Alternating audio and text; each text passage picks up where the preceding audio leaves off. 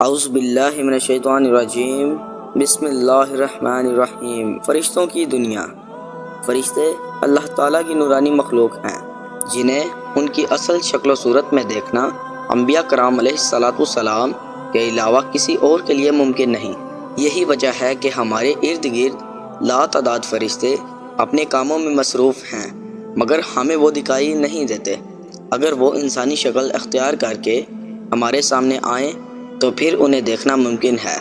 انسان کی نسبت فرشتے عظیم مخلوق ہیں اور ان میں بھی چھوٹے ہیں اور بعض بڑے ہیں۔ فرشتوں میں بعض کے 2 پر ہیں اور بعض کے 600 پر ہیں۔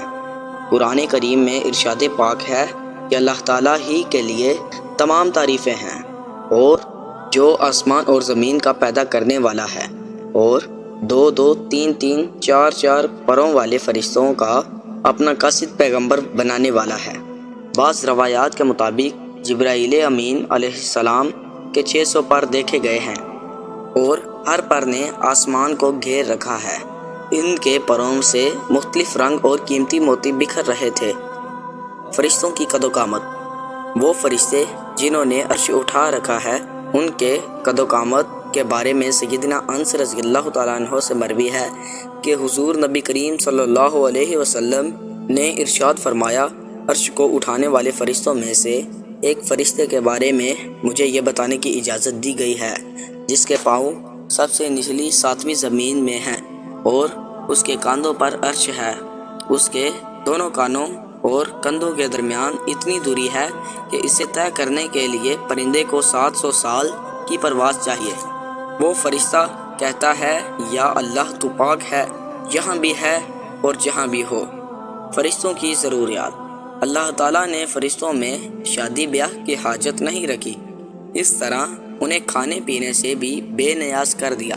اس کی وضاحت قرآن مجید میں مذکور سیدنا ابراہیم علیہ السلام کے اس واقعے سے ہوتی ہے، جس میں ہے کہ ابراہیم علیہ السلام کے پاس فرشتے آئے تو آپ علیہ السلام ان کے لیے فوراً گوشت لے کر آئے، مگر انہوں نے اسے تناول نہیں کیا۔ اللہ تعالیٰ نے فرشتوں کو بیماری، سستی، کاہلی، دکھ، تکلیف، تھکاوٹ اور اکتاہٹ وغیرہ سے محفوظ رکھا ہے۔ وہ دن رات فقط اللہ تعالیٰ کی اطاعت میں اپنے کاموں میں مصروف رہتے ہیں۔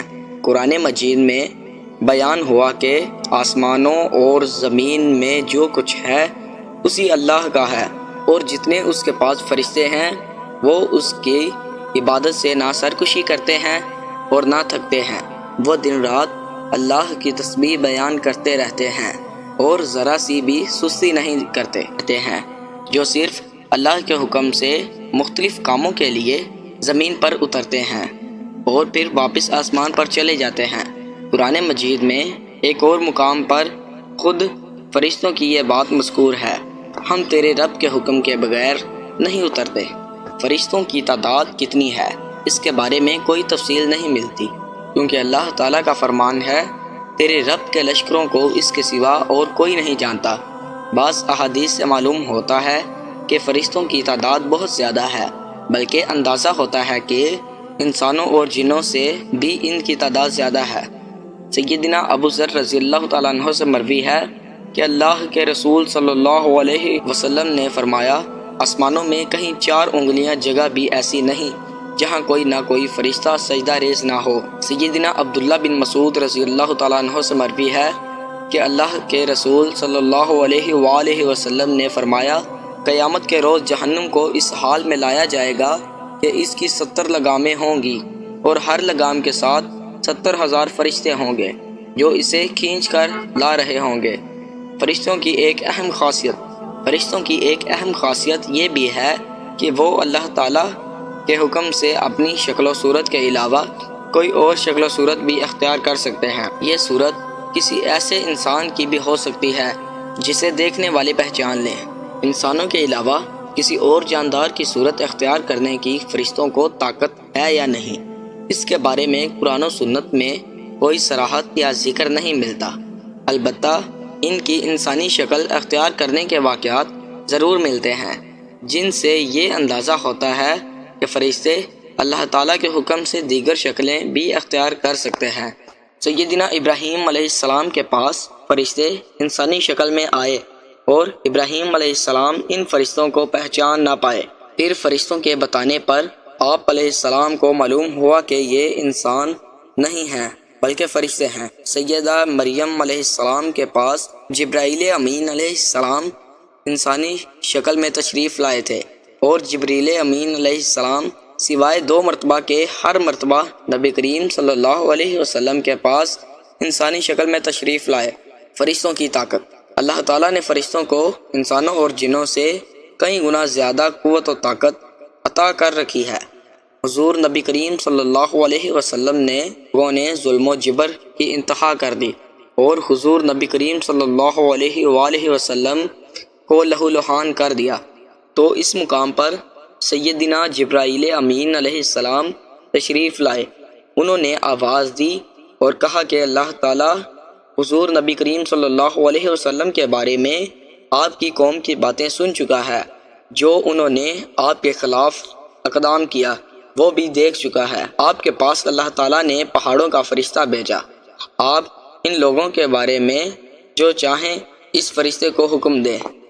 اس کے بعد پہاڑوں کا فرشتہ مخاطب ہوا، اس نے حضور نبی کریم صلی اللہ علیہ وآلہ وسلم کو سلام کیا، پھر عرض کی اے اللہ کے رسول، آپ جو حکم دیں گے میں اس کی تعمیل کروں گا، اگر آپ چاہیں تو میں دونوں طرف کے پہاڑوں کو ان پر لا کر ملا دوں جن سے یہ پس جائیں گے۔ اسی طرح جبرائیل امین علیہ السلام کی قوت و طاقت کے بارے میں قرآن مجید میں ہے، انہیں حضور نبی کریم صلی اللہ علیہ وسلم کو زبردست طاقت والے فرشتے نے سکھایا ہے جو زور آور ہے۔ فرشتوں کا نظم و ضبط۔ فرشتے اپنے ہر کام میں نظم و ضبط کی پابندی کرتے ہیں، جس میں کسی قسم کی کمی پیشی یا سستی اور کاہلی وغیرہ کا مظاہرہ نہیں کرتے۔ جن فرشتوں کی جب اور جہاں ڈیوٹی لگی ہوتی ہے وہ اس وقت وہاں پہنچ جاتے ہیں اور اسے احسن طریقے سے سر انجام دیتے ہیں۔ فرشتوں کی موت۔ جس طرح انسانوں کی پیدائش اور موت کے مختلف مراحل ہوتے ہیں، فرشتوں کے لیے یہ مراحل نہیں ہیں، یعنی دنیا میں نئے انسان پیدا ہوتے ہیں اور پہلے موجود انسان فوت ہو جاتے ہیں، لیکن اس کے برعکس جب اللہ تعالیٰ نے فرشتوں کو پیدا کیا ہے تب سے وہ زندہ ہیں اور قیامت قائم ہونے تک جب تک اللہ پاک چاہیں گے وہ زندہ رہیں گے، تب تک اللہ تعالیٰ کی طرف سے انہیں جو ذمہ داریاں دی گئی ہیں انہیں احسن طریقے سے وہ پورا کرتے رہیں گے۔ لیکن جب قیامت آئے گی تو یہ فرشتے بھی موت سے دوچار ہوں گے۔ پھر ایک ایسا وقت آئے گا جب کائنات میں اللہ تعالیٰ کے علاوہ کوئی چیز زندہ نہ رہے گی۔ اسی صورتحال کو قرآن مجید میں اس طرح بیان کیا گیا ہے، زمین پر جو ہیں سب فنا ہونے والے ہیں، صرف تیرے رب کی ذات جو عظمت اور عزت والی ہے وہی باقی رہ جائے گی۔ اسی طرح ایک اور مقام پر ارشاد ہوا کہ ہر نفس کو مرنا ہے۔ دوستو، اگر آپ کو ہماری ویڈیو پسند آئی ہو تو اسے لائک کریں اور ہماری مزید ایسی ویڈیوز کے لیے ہمارے چینل کو سبسکرائب کریں۔ شکریہ۔